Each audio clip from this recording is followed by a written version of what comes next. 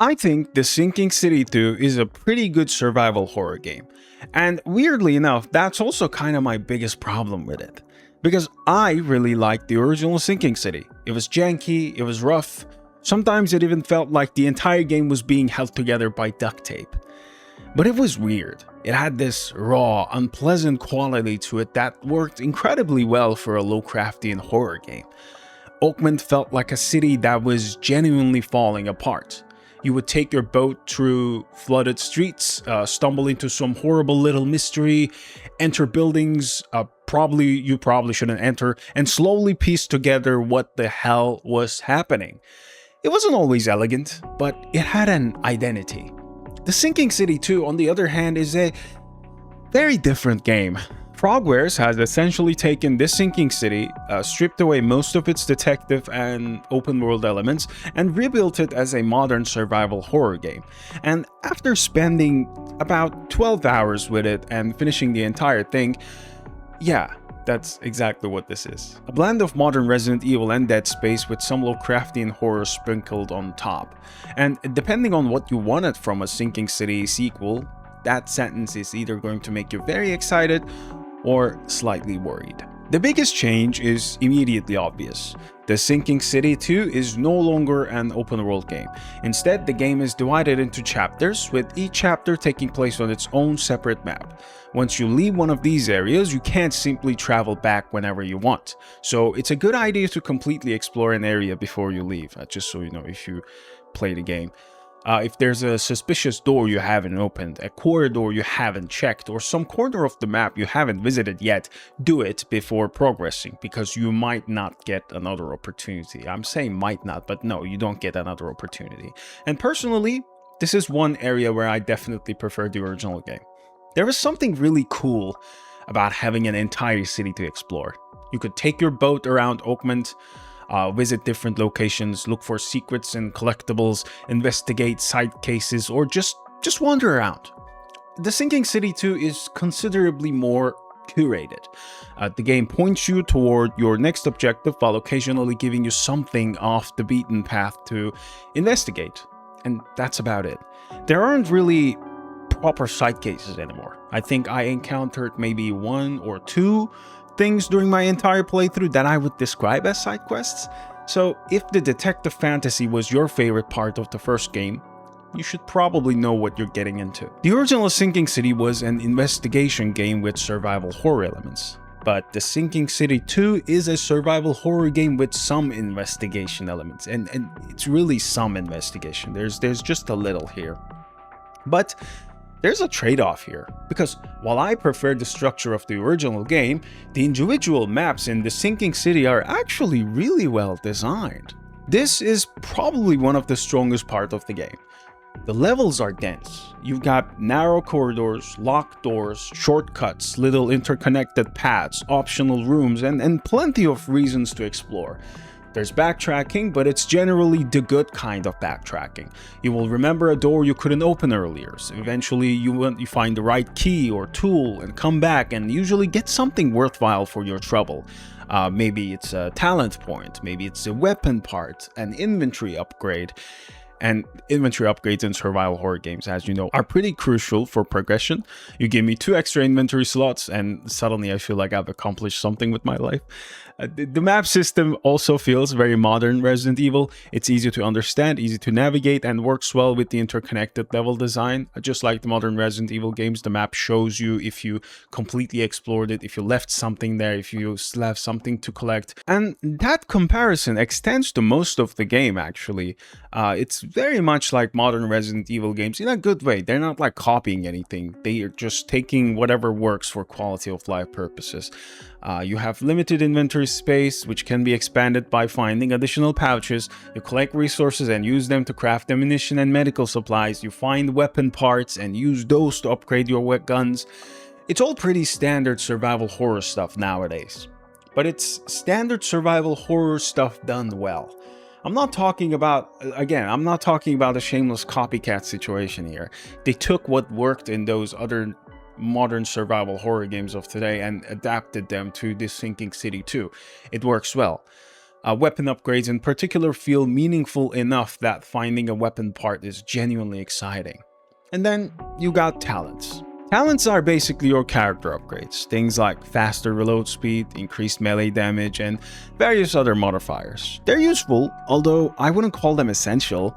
I never really felt like there was one talent I absolutely needed to survive, but there is some degree of build crafting here. It's nowhere near as deep as something like Silent Hill F, but you're still making choices about which upgrades matter to you. And shut up, Silent Hill F has build crafting whether you like it or not. And unless I missed a significant amount of stuff, I don't think it's actually possible to unlock every talent in a single playthrough. I certainly couldn't.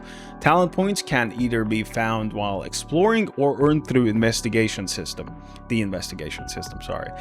which is one of the few remnants of the original game's detective mechanics. You will discover clues throughout an area and bring them together on the investigation board to piece together what happened. And I like this system. It's satisfying to collect all the evidence and finally connect everything together, but compared to the original game, it's definitely watered down. There's considerably less actual detective work involved, which again brings us back to the fundamental difference between these two games.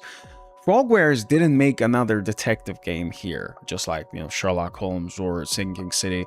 They made a survival horror game, something new. They themselves say this. Now, despite everything that I'm about to complain about, please know that I love this game. I had a great time with it, and I can't wait for the Sinking City 3 or whatever Frogwares makes next. I'm a big fan of them, because this was great. But I had some issues with it, and I think voicing these is important both for you as the consumer and Frogwares as the developer who are naturally trying to perfect their craft. I know people's opinions are quite black and white these days, and you are expected to either like or absolutely dislike something, hate something, but I highly disagree with that. I think you should be encouraged to criticize the things you love to help make them even better. So with that being said, let's dive into some of my issues and, criticisms with this sequel. Look, I'm not a combat hater. I love a game with some good, snappy combat. Some of my favorite games are shooters or hack and slash games, but I do feel like there should be a fine balance as to how much combat you put into a horror game. This game really likes throwing enemies at you, and I mean really likes that. Not necessarily because there are too many enemies, but because it becomes incredibly obvious when they're going to appear, which is kind of a problem in a horror game. Here's a situation that happened constantly during my playthrough. Picture this: you enter an area, right? A room or a corridor or something, and there are some enemies roaming around, or there are enemies, you see them lying on the ground. You kill the ones roaming around, you explore the place, you solve a puzzle, and eventually you find whatever you needed to interact with. And the second you interact with the thing, enemies. They spawn almost every single time. You grab a key, enemies spawn. You figure out a puzzle, enemies spawn. You discover the secrets, enemies spawn. It feels like playing Doom Eternal again, right? There's you pick up the key, demons spawn from the portal. You have to kill all the demons, and then you can close the portal and then continue. And after this happens enough times, you start predicting it. I would literally stand in front of an important item and think, okay, the second I pick this up, the game is going to spawn something on my way back. I pick it up, voila, yep, there they are. At one point, I actually stopped playing to write this criticism down in my notes, because I take notes while I'm playing the game to mention these things in the review. And while I was taking the note itself, it happened again. I couldn't have scripted the footage better myself.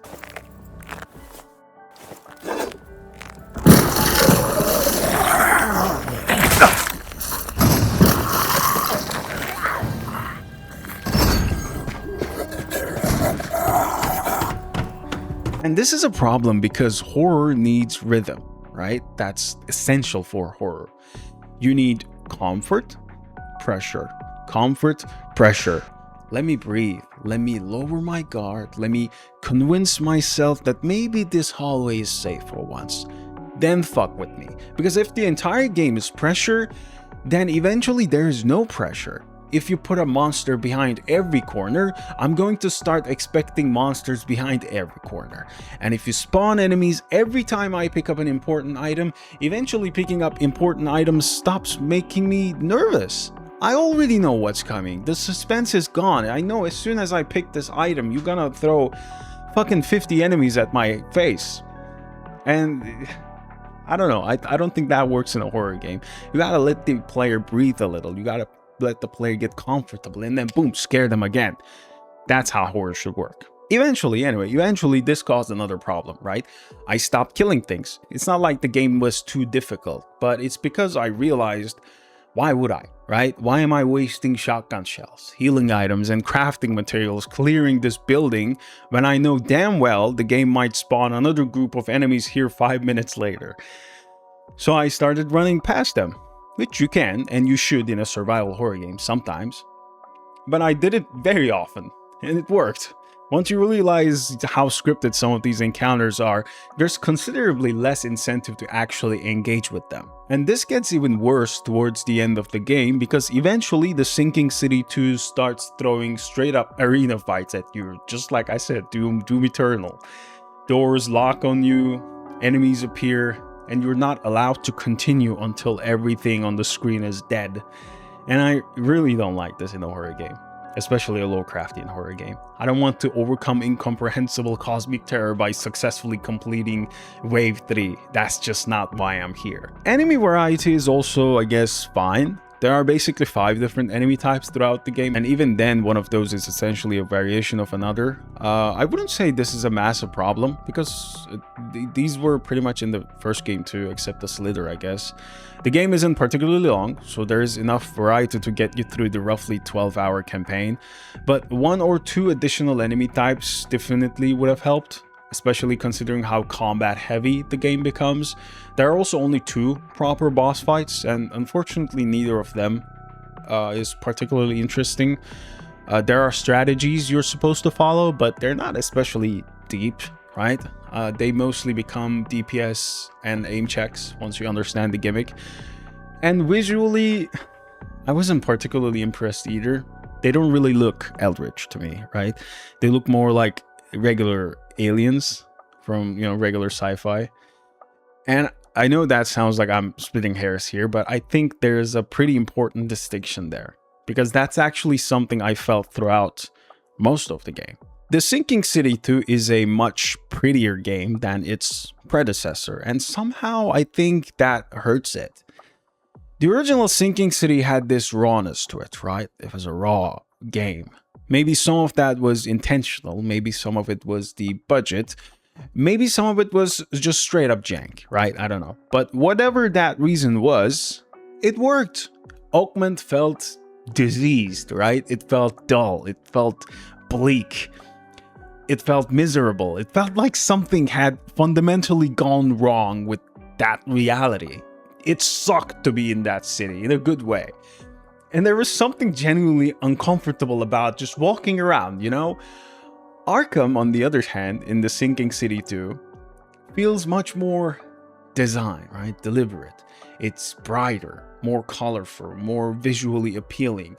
There are eldritch creatures and supernatural things everywhere, sure, but the overall presentation feels closer to a dark fantasy or alien story than Lovecraftian horror. You know how Steven Spielberg alien movies have a certain Disney-like charm to them, right? His sci-fi movies. It's kind of similar. Hard for me to explain this point exactly. It's like lighthearted, It's not something you would expect from a Lovecraftian game. I hope it makes sense. And for me, that's a problem, because Lovecraftian horror shouldn't necessarily look cool or charming or attractive. It should look wrong. Something should feel like it fundamentally doesn't belong in our world. That's the point of it. Incomprehensible stuff. And I rarely got that feeling here. The first game felt like I was uncovering something horrible that wasn't meant to be seen. The second game feels like I'm visiting a really cool Lovecraft themed attraction at a theme park. Like, it's cool, but I know it's a theme park. It's more polished, it's more appealing, it's technically more impressive, but it's considerably less unsettling, which is what I want from a horror game. Which is a shame, because I actually think the premise is pretty interesting here. The game takes place in Arkham during the 1920s. The city is flooded. Most people have either left or are desperately trying to leave, or they're already dead. And unfortunately, being dead isn't necessarily the end of your problems here. The dead are being reanimated by something called the Slither, which is essentially this supernatural cluster of worms. And you play as Calvin. For some reason, I keep mixing his name up with Cliff and Clive, but no, his name is Calvin, Cal for short. Calvin isn't some hardened soldier or professional monster hunter, right? He's not Sam Winchester or Dean Winchester. He's basically just a regular guy with an interest in the occult, an interest he shares with his partner, Faye. And as you can probably imagine, fucking around with occult rituals eventually results in finding out. Something goes horribly wrong. Faye's soul becomes trapped in the dreamlands, while her body is left behind in a deep coma-like sleep. So Calvin's initial motivation is actually very simple, right? Wake Faye up, get the hell out of Arkham, and survive. Obviously, things don't remain that simple for very long. The story gradually expands into something considerably bigger, and Calvin finds himself involved in events that go far beyond his own personal problems. And I actually like the premise. What's here is interesting, very, very interesting. I just wish there was more, you know? More opportunities to investigate, more characters, more side stories, more bizarre things happening throughout Arkham. More chances to really dig into this universe and find out more about it. Because the foundations are there. It just feels like the game doesn't have enough time to explore them. And I also really like the relationship between Calvin and Faye. They genuinely feel like partners both in a romantic and a duty sense. Normally it grinds my gears to an unfathomable level when devs put a constantly bickering voice in your head telling you what to do or giving you hints on your next objective. But Frogwares didn't do that at all here. Faye is genuinely pleasant to listen to, she has meaningful dialogue, she is interesting, and she doesn't really invade your experience. She's not like Mimir from God of War telling you, "Brother, it's on your right, brother, watch out, brother." Shut the fuck up. There's actually one mechanic related to the story that I'm still not entirely sure about how it works. Throughout Arkham, you will find these slithers, and they seemingly have some connection to the residents eventually transforming into monsters, right? They basically get into the bodies of residents of Arkham and turn them into zombies, basically. So naturally, I started destroying these things when I could, because you can destroy them. Because I assumed there was some kind of systemic element here. Maybe clearing the slither from an area prevents people from transforming. Maybe it changes something later. Maybe I can actually make certain locations safer. But as far as I can tell, people transform anyway. Even if you destroy all of them, you can't really change anything with those scripted reanimation sequences. And I could absolutely be missing something here, so I'm curious to see what other people discover after release about the behavior of these things. But during my playthrough, I couldn't figure out any way of actually preventing the reanimation of these people, right? The zombies. Which is another example of something I would have loved to see expanded. Give me consequences, man. Give me situations where exploring thoroughly actually changes what happens later. Like in Resident Evil 2 Remake, for example, I usually try to kill all the zombies, even though I don't have to. But I don't want to deal with them when I eventually backtrack while running away from Mr. X, right? And the game does allow you to do that. It doesn't just respawn these zombies. Once you kill one, it usually stays dead. I know I take the risk to kill them, and I'm rewarded for that risk. That's exactly the kind of thing that would have helped bridge the investigative nature of the original game with the survival horror structure of this one, finding ways to actually make these fights meaningful than tedious hurdles to get over. Once you finish the game, you also unlock New Game Plus, or as the game calls it, Oblivione. Although interestingly, it looks like only your talents carry over rather than your entire inventory and equipment, which was something I would expect, honestly. But no, you don't. There's also a separate Eldritch Point system. These can be used to unlock cosmetics, talents, and even gameplay modifiers, like including things like unlimited ammunition for some guns, right? So there's definitely some replayability here. And honestly, I think this could be a pretty fun game for speedrunning too. It has that core survival horror chaos. You know, you quickly play, try to avoid all enemies, dodge everything. The maps are compact enough. There are plenty of shortcuts. You can avoid a surprising amount of combat once you know where you're going. And the whole game took me around 12 hours. on my first playthrough. Once people figure out the optimal routes though, I can see this being absolutely demolished. And since this is a PC review, I should probably mention performance, right? For me, basically, it was flawless. I played on ultra settings and didn't encounter any significant performance issues. No major stuttering problems, crashes, or anything else worth mentioning. Obviously, this is based entirely on my machine, and your experience might differ depending on hardware, drivers, and whatever happens with the launch build. But based purely on my own playthrough, no complaints. Unfortunately, this time I didn't have time to test this on the Steam Deck. I could try to, if that's something you're curious about. Drop it in the comments and I will install it on Steam Deck and try it. But I couldn't do it for this review. Now that we've talked about the game a pretty good amount, we gotta address the elephant in the room. If you have been following Frogwares, the development team, or the development of The Sinking City 2, you would know that Frogwares is a development team from Ukraine, right? They made this game during the war. And it's such a strange time for creativity in video games and art that there are wars popping out all around the world for God knows what at this point. Just demented old men, you know, fighting each other and just killing people for basically non-reasons at this point. People lose their lives, people lose their livelihoods, people lose their loved ones. But besides everything, despite everything, people still persist. They create, they make new art, they make new games, they even make new life, right? And it's just such an interesting, strange time to be in these days. You just keep on going with our lives and enjoying these new art made by people who make these things during wars, right? So please, Frogwares, congratulate yourself, pat on your back. Thank you for making this game in such a challenging and difficult time. And I hope the future is brighter for you and for everybody else. There's something hidden in the hospital that I want to mention. It's kind of related to this. You can find a room containing X-ray films from real Ukrainian soldiers who fought in the war. At first, I didn't understand what it was. Like, I saw the X-rays, I thought it was just going to be a puzzle. But it was the first time I read, you know, Ukrainian there. It was clearly in Ukrainian. And I was like, oh, maybe it's a localization error. But no, it was in Ukrainian. It was from real soldiers who fought in the war. It was their life stories, right? It was how they got injured, how they got amputated.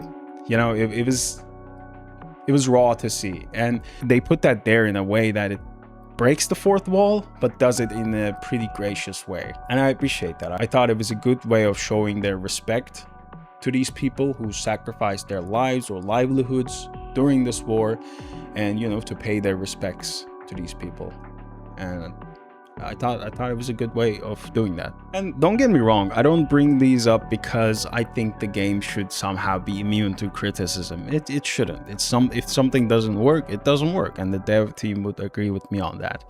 But I also can't completely separate the game from the circumstances under which it was created, you know?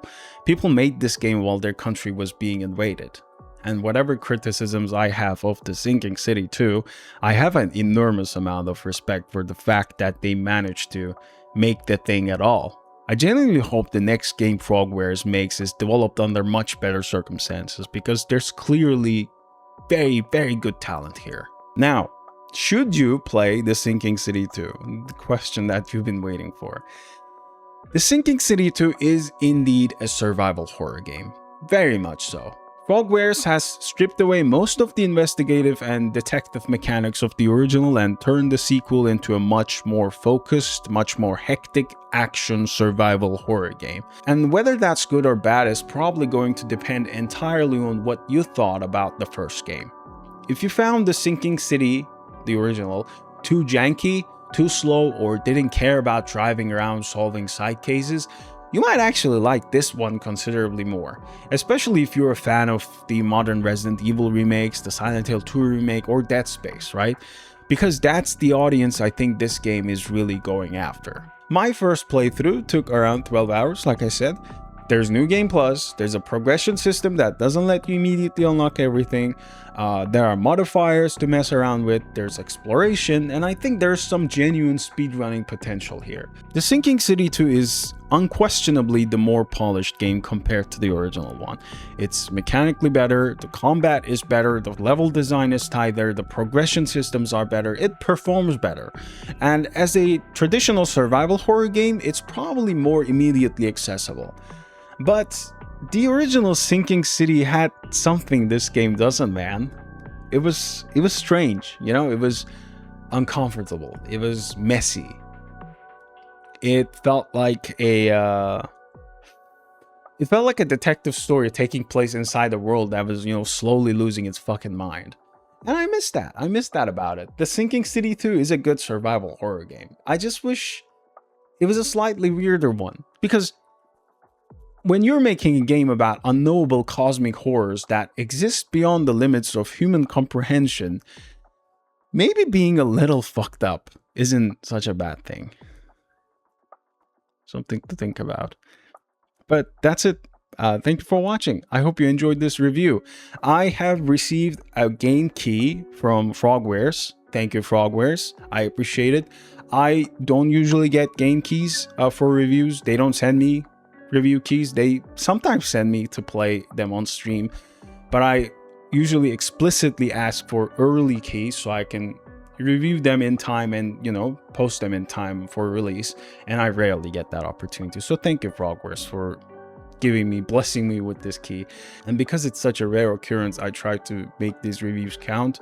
I want to make them good for you, the viewer, and, you know, for the developer as constructive criticism, because they need it. Every artist needs criticism to make their work better, in my opinion. So I hope you enjoyed this review. Let me know what you thought of it. Put your comments below. Let me know if you're gonna consider buying the Sinking City 2 based on this review, or if I somehow change your mind and you're not gonna play this game anymore, you hate it now or something. Just let me know. I think it's a good game. I think you're gonna enjoy it if you like survival horror games, if you like the modern types of survival horror games. But yeah, I digress. That's it for me. I enjoyed this game a lot, and I'll probably replay it maybe in a few months with the modifiers and all the other talents and New Game Plus. Maybe there's more to explore in the New Game Plus, right? I didn't explore that too much. Maybe there's like a secret ending or something. I have no idea. I haven't looked yet, but I'll definitely check it out. Check it out soon and see if I can explore something new. In 2 weeks, I think, right? There's Gamescom. I'm going to Gamescom. I don't know if you're going to Gamescom. If you're going to Gamescom and if you want to meet, reach out, send me a DM on Twitter. That's usually the platform that I use the most. Send me a DM. We can meet, talk about horror games, nerd, maybe eat some Turkish food. But I'll be there and just, you know, try to have a good time. And I am thinking about taking my, you know, phone there, obviously, and a microphone to talk to some indie devs, indie horror devs especially, and talk to them about what they feel about horror games these days, indie horror game making these days. Are they happy with the industry? Are they hopeful for the industry? How do they like the new horror trends that, you know, emerged in the last year or two? And I am thinking about turning that into a video or multiple videos and post them here. And I hope you like them. I think I'll definitely do that. But yeah, that's it for me. My name is Urjan, Horror Visuals. I hope you enjoyed this, and I will see you on the next one. Please take good care of yourself. It's still very hot these days. Make sure to drink enough water, eat good food, and take care of yourself. And I'll see you later. Bye-bye.